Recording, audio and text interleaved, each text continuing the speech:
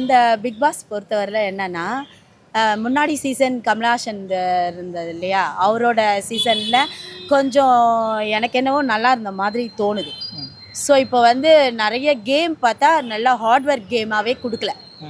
So Kamal Haasan பீரியட்லலாம் வந்து கேம்லாம் ரொம்ப ஹார்ட் ஒர்க்காக கொடுத்தாங்க.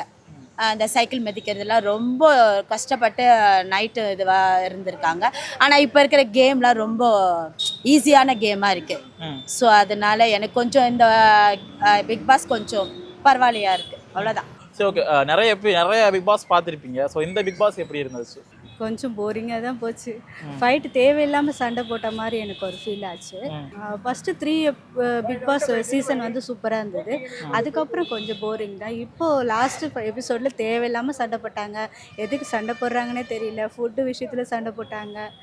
அதெல்லாம் வந்து கொஞ்சம் தேவையில்லாமல் நடந்த மாதிரி தான் எனக்கு தோணுச்சு.